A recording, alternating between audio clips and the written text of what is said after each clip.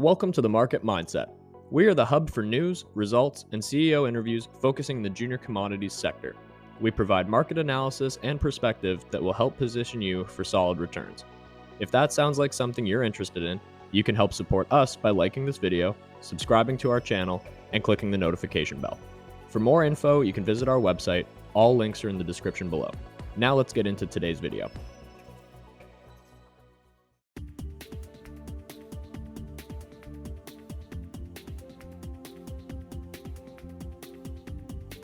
Good morning, it's Andrew with the Market Mindset. Today we're joined with Robert Rohlfing from Desert Mountain Energy. Again, we wanted to check in because more news, lots happening, and it was a significant press release as well.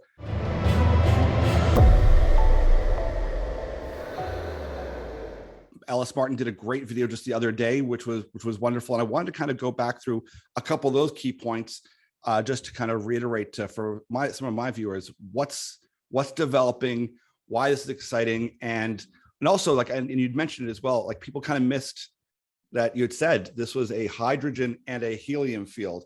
So I was flagged with a ton of questions too, like, wait, how was the helium? So that's a bit of a spoiler, but how are you doing today? I'm doing great. Thank you, Andrew.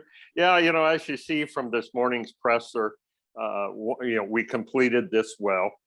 We set casing and cemented it into place like I had previously said on Monday we were going to.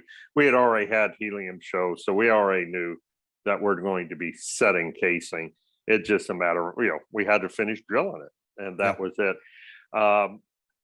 And as say in the press release, I tried to put in there right off the bat up top that, we are 6 for 6 drilling, so it was like, folks, we're going to be setting casing, and then down in the second paragraph, I referenced helium and hydrogen and the extent of what we think the field is. So it's exciting, and so I'm not losing focus one bit.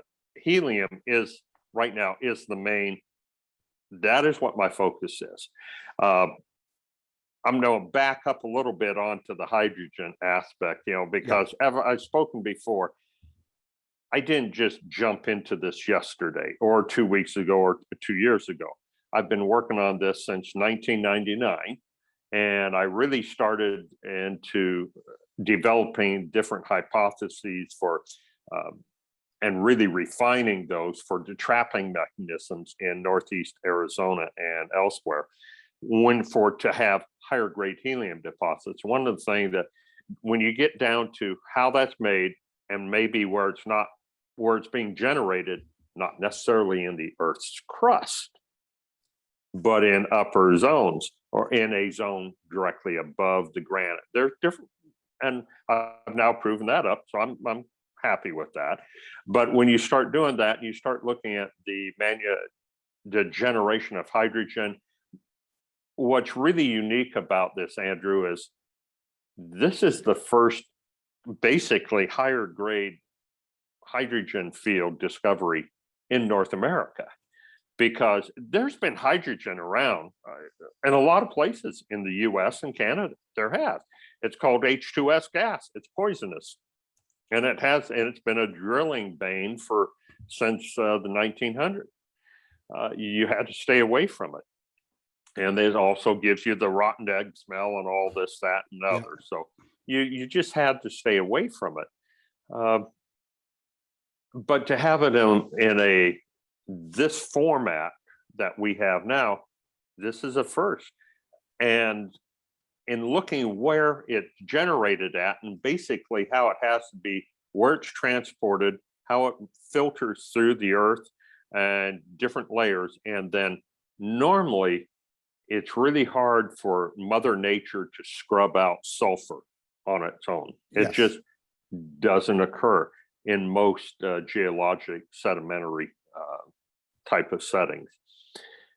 So that from this aspect, when I was looking at for helium in a nitrogen environment, not a CO2. So you're not doing with the calcium sulfates, and there's any number of other type of things. You have more magnesiums, and there's other things, trace elements. including lithium, and how when you have different aspects of that in a salt environment, how it actually it can clean up actual chemically and ionically it changes. Then you get into what's a suitable trapping mechanism, because helium is the second smallest. Now hydrogen, that is the smallest. Yeah. And it tends to be reactive with just about everything. You have a lot of iron sulfide in water. Normally you end up, because sulfur, that's sulfide. So you end up with a little sulfur taste or smell, and invariably you end up with a little hydrogen. And that's the way it is across most of the US and Canada. One of the things I had found early on in looking at different water wells, and when I was taking samples off of water wells, looking for helium and then just what was the contact, I started running across some hydrogen without sulfur, which was interesting. That's very shallow. Those were 500-foot wells, and to see that pop up, and I kept thinking, no, I'm missing something on the gas test. On the gas chromatograph is not set properly or something. And I would take samples, send them back to the lab, redo them.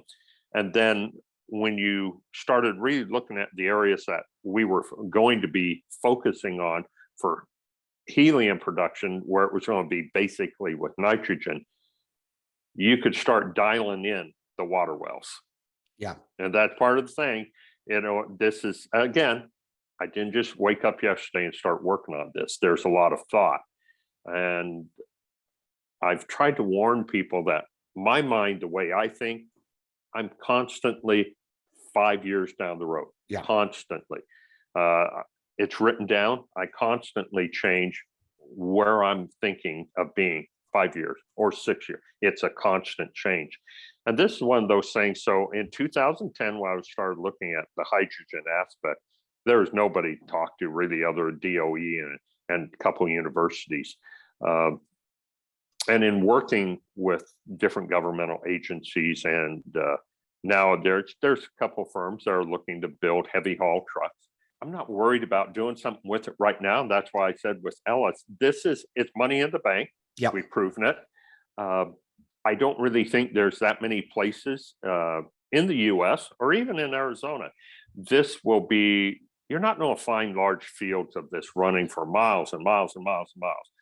What we just found is probably going to be one of the larger fields. Yes. Other than that, there'll probably be just like little 2 and 3 square mile type of field, maybe 4. And I love the way that Ellis had put it with you as well, is that it's literally stored in one of the best banks, like still in the earth. It's there. It's a 10-mile radius.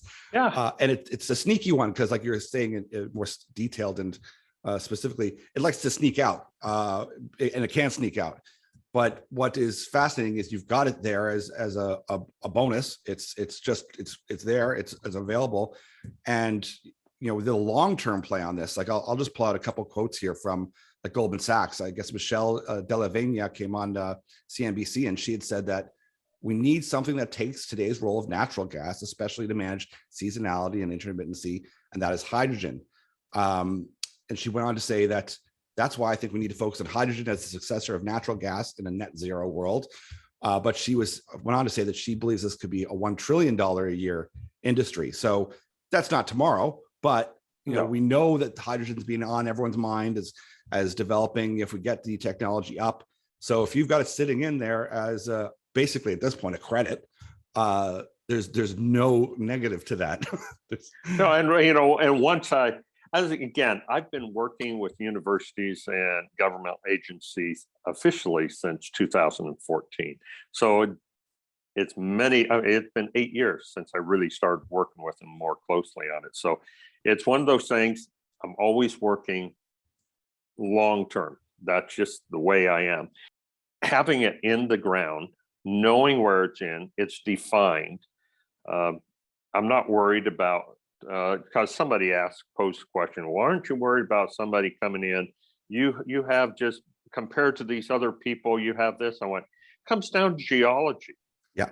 And when you're drilling, one of the things that you can see at the surface in Arizona, at any rate, where we're at, you can see the faults and you can do what's called the strike and dip. You can figure out the bedding planes at the surface, and then at depth, how you figure out the bedding planes is when you run the open hole log, you can tell what the actual angle of the bedding plane is and what direction they're running. Yes. And so that's one thing that's been really helpful. So we know that where we're sitting with the wells thus far, it drapes down so fast. Now, somebody else may do it, but again, you have to have very specific things for helium, and those specific things happen to work for hydrogen. So it doesn't work for everything. It wouldn't work. It's how it's formed, how it moves through, and where it's not the same as exactly the same as for natural gas or for oil. It's kind of, sort of, not really. Not the same. I can maybe give you an anecdote we used to hear in Calgary would be, you'd have a company and then a rival company would be next door, and they'd basically go on an angle, stick their straw in and suck out your natural gas. So I wonder if that's what they are getting at, is can someone come along, go on an angle, try and get at yours, or like you said, that down dip, kind of find it deeper and go, oh, we're on our own territory right now. We're good. You would play absolute havoc trying to drill an angle. You're not going to be seeing people currently. I'm sure somebody might want to try to drill horizontal or try to drill it's called a deviated well. Yeah. Good luck. Yeah. Is not going to happen. The other thing, so we can kind of lift off from hydrogen, is what's unique about yours when the time is right, is that high grade value, because there's three kind of sources or processes for hydrogen today, and they're pretty expensive. That's one of the drawbacks today at this point right now. Mm-hmm. And yours, as it's sitting in the bank right now, and because of all the scrubbing and the natural scrubbing and the situation you have here, it becomes very cost effective, and kind of ties into the next part of the question, which is a lot of subsidies go towards any hydrogen play. This would mean you, in theory, wouldn't need to have any kind of subsidy for that is correct. So Yes. we just did this without any subsidies. Yeah. Once again, private industry and a will to do something different and prove up a theory. And I freely admit, I wasn't going out here to drill hydrogen as a main target. I wasn't. Obviously, I'm going after the high grade helium. It's just that's where it's going to end up. Okay, so you have an extra added benefit because you're drilling deeper. It's not a shallow helium. We're not looking at shallow helium. So you have the other horizons, like in this well, it appears that we didn't have 18 showings of helium again. We only had 13. And of that, there was 5 that looked, really good. Yeah. In the last well, we had 6. And the other 3 main ones, they haven't changed one iota. Yeah. They're the 3 main ones we're looking at. They're sitting there. In this well, we did have one deeper zone that had actually had a little bit more for what we're showing for what should be the inferred bottom hole pressure. So there's a little something else going on with that. But again, looking at the angle, the dip angles with the logs, you go a half mile, you're off structure. Yeah. Now, the other thing I want to bring up, which is critical, and I know some people they brush it off. They're like, oh, I'm not as excited about the protection of the water, the environment, and how we're playing it this way. And I always stress to people that it may not be the glamorous part of the job, but if you want to get anything done today or in the future, if you're not thinking, like you're saying, 5 years ahead and acknowledging the way we're going in this world, if you don't have all of those ducks in a row, your project's going to get stuck in court. It's going to be this, it's going to be that. It's not going to go anywhere. So I really like the fact that in the press release, you're stating and stressing, not only are we sharing with the state, and we're also going to teach to some extent some of what we've done here, as being kind of like the model citizen in the area, to show that you can do this correctly. We can do it to an ESG type of model, and Mhm. do it the appropriate way, the right way. And that can really lead the charge to be an energy producer in the space, doing it the way that a BlackRock would want to see, or a Biden administration would want to see, or whatever administration that really wants to move forward with tighter regulations. I'm less concerned about what some individual regulator wants to tell me, what administration, put it that way. I'm more concerned about, I have to look at my mug in the mirror every day. I mean, I do, and I don't just give this lip service. Again, it goes back, I've actually been thinking about how you get through and deal with siltstone, having looked at the samples of a few of the wells. That was in 2006. I mean, this is so many years down further.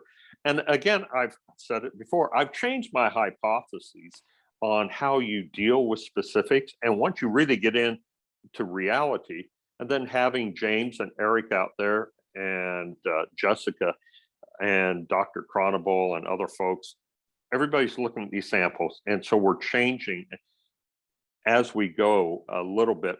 It's not great, but it's more of a refinement, I guess, would be overall, the underlying basis for it has not changed, how you deal with this. We all want to do the absolute best and protect the environment. So we use I say, say monosaccharides, sugar, and unrefined sugars or refined sugars, and then you use other additives to what you're, instead of making a gel, a drilling gel with bentonite clay, and to thicken it, people normally, and a lot of people using to drill water wells, they still do this, and there's nothing illegal about it. It meets the requirements. I just don't personally like to use bentonite clay, because to thicken it, you put caustic soda or lye in it. Yeah. I just don't even want to do that. The overall, it's more important to make sure that you can protect the aquifers in Arizona and elsewhere. It's more important to do that than try to make a couple bucks on something. For sure. It just isn't. And even that's why I say, when we're talking about giving it for people to drill water well, there's a lot of people that don't cement properly, and they actually, the majority of the negative things in water wells in across, not only in Arizona but elsewhere across the United States, is fecal coliform bacteria. Yes. So it's getting into the groundwater. It's not being handled. That means the wells somewhere were not drilled properly. They were not cemented. They were not cased properly. And that's why we wanted to make sure it's not going to be something we're just going to put out a pamphlet next week. It's not, because we're going to work with the starting with the Oil and Gas Commission, then when we work through probably a DEQ and some others to get this information out. But I want to make sure I get it out to the people who really need it. That would be, i.e., the people drilling. Yeah. Yes, somebody could harangue me about, well, you're helping the competition. I'm not worried about them don't outproduce me on helium. No. Yeah. Hey, if they come up with a new way and a better geology, knock your socks off. Good luck. Number one, you got to get caught up to me. But number two, if they're going to be drilling so many dry holes, as far as dry for helium or something like that, yeah, those wells have to be protected. Yes. And it's better to get this information out and give it to people here, and tell the cementing company, here, this is what we're doing, folks. Yeah. Follow this. And it's not just like somebody said, well, why don't you just put a list out now? I said, well, number one, it's company confidential and proprietary at this point, but also because I know how humans are. Oh, well, this works here. Let's just use more of this, or let's do this here. Yes. But that's not the way to approach this. Yeah. We have to be responsible for the future, and especially in Arizona, there's so many cultural resources along with the water, and future generations there's only one, to me, logical way to do it. And we've proven it up, Andrew, that we can do it cost effectively. Yeah. It doesn't have to cost millions of dollars. It doesn't. So why not? It's great when you can get all the stakeholders aligned, and that doesn't mean, like you're saying, like some investors sitting like myself in Vancouver, is that's not really, I am a stakeholder, but it's not really in the sense of the geology in Arizona and that type of structure in that environment. That needs to be at the priority and deal with those people that are dealing directly in that state. Because once again, it's not the same formation, the same geology. If you try to do it in Alberta, it's going to be a whole different ballgame. Yep. Now, the last thing I wanted to jump on was to set the stage here, because, and this is going to make people go, oh, can we rush to production? Oh my goodness, which is coming third quarter, but let's set the stage here for the supply and demand, just a general story, because things are heating up in the space. And I mean that, and that the demand has been growing and is growing at a tremendous rate, but lots of issues as far as supply. Now, it's whether Qatar and Russia obviously with new sanctions, but there was both issues with two of those. They're both those sites and both those countries, helium production, are basically off for all intents and purposes for the next 12 months to year and a half. I have Russian friends, I have Ukrainian friends, I have friends around the world, and I don't wish ill for anybody. I just don't. But here's reality. When was the last time Russia built anything that worked the first time? Yeah. Sorry. And the Amir project, they say, you have to really dig into and read what was being said. Initially, they said, well, we had a little fire. Well, that wasn't the first one. And it wasn't a fire. It was an explosion. They're stripping this out of natural gas. Yeah. And this is not the first, and it's not the second. It's the third since startup. So staying away from the sanctions issues, that's one issue. That's one thing. Yeah. The other thing is, once they get it to Vladivostok, there's been a whole series of things. There's Vladivostok was actually more of a military port. There's a civil port a few kilometers away. And Vladivostok is where they had built the central kind of holding area. There's and to ship it, it's going to go on ships. So they have the ISO containers. Approximately the number I was given, I've heard three different numbers. So there's either 43, 48, or 54% of the world's ISO containers, because this is going to be such a great project and it's going to demand so much. They're sitting on the ground in the port of Vladivostok. Wow. Well, if you can't get them out of Vladivostok because the Russian military shut down, you have to truck them quite a few kilometers over there. That means you got to send empty container ships to pick them up, or you got to truck them all the way across the country in the middle through Siberia and everywhere else to get it to Poland. Those borders are closed. That's not happening. So from that supply chain, how long is it going to take to, even if they are fortunate enough to get rail at Amir, they can get one backup, let alone 2, 3, and 4. 3 and 4 are off. There already are supply chain issues and everything else. It's so where you don't get this stuff to rebuild it. It's like, it's not going to happen. Then you look at, officially in 2023, now Amarillo goes offline. Officially, it's already offline. Yeah. And so you have a real shortage. And then you have like Air Liquide. Somebody asked, oh, well, you didn't get the Air Liquide or you didn't get the TSMC contract in Phoenix. I wasn't worried about it. I had talked to them, but it's like, it was a little bit higher grade than I wanted to run to. For what's cost effective for us, the plant we're putting together that can run the widest different grades, so we can meet specific demands for customers.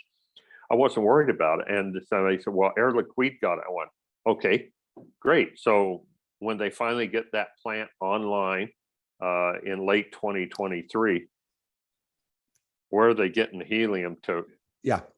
They don't have to process helium out of the regular market to the higher end to that. And that's where almost every day I get an email, or Dawn gets an email from somebody. Do you have any helium for sale? Can we get in a long-term contract now? Yeah. And we're one. So it's like push, push, push. And just the crude price of helium jumps anyway, because Yes. it's not like it's, you know, traded on CBOT and No. you can just pull it up and see it like oil. It's not like that at all. And so some of the crude helium has gone to as high as 613 an MCF for crude helium. Yeah. Well, the stage is set, and I know, you know, I'm sure you, every other day too, you probably get, can you speed up to production? Is there any way we can do this faster? Which I'm sure you get all the time as well. Yeah. Even myself, I'm sitting at home going, what, is there any, like, what could I do? It's like, if you couldn't do anything to make this go faster, like, unless you want to pray a bit, I guess that's all I could do, but but it is. Hey, I'll take some prayers. Yeah, but I'll take whatever, but no, it's just a hurry up and wait. Yes. You know, we had the contract signed, you know, the material, you know, that's where also why we went ahead and we're pushing to do a contract for another plant, because we're looking somewhere between 18 to 24 months out on Yes. that. Yeah. And why not? Yeah. You know, people say, well, don't you have to do a financing right now? No. No, perfect. Yeah. To be in a situation where you don't need to, it's that position of strength, and that along with being able to do things correctly in the right way, that all adds up. And plus you're drilling still. I mean, it's not going to be that far off for anyone who's thinking third quarter. That's going to come up in a hurry with what's happening anyway, and the fact that you're drilling and expanding upon the last you've added another we call it hole. So there's lots of news that's going to come out, and lots of indications and whatnot to get us to that point where we're then up and running and producing. Perfect. Well, listen, I've taken up a lot of your time, and I really appreciate you catching us up to speed and kind of going to a bit more depth about all of these things. And we're really looking forward to more results, more drilling, and of course, the plant coming online. But the stage is set for helium, that's for sure. And you guys are certainly in the leader position right now, and we're looking forward to seeing what the next few months hold, and of course third quarter. So thank you so much, Robert. I really appreciate your time. Thank you again, Andrew. It's always a joy to sit with you and visit.